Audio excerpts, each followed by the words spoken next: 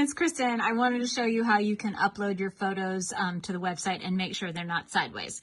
Okay, so I'm ready to upload my photos for these books. I'm going to choose File, go to Photo Library, and it's these books.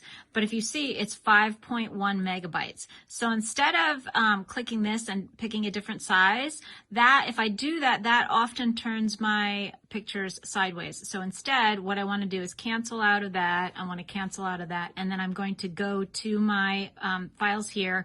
I'm going to click on that picture, and I'm just going to edit it, and I'm going to crop a tiny bit out, crop out some of the white space, and that usually makes it small enough so that it's under 5 megabytes and you can re-upload it. So I'm going to go back over.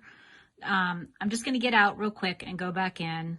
So I'm going to edit that one, choose File, Photo Library. Now I'm going to choose it. Look, it's 4.9 megabytes, so it's small enough. Choose. I'm going to also say ready to be sold online, and it's loading.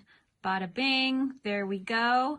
And then if you want to check your photos, just go back to your list of items, click the photo button, and it shows you what your photo is going to look like. If it's sideways, edit it and re-upload it another way. Okay, thanks a lot.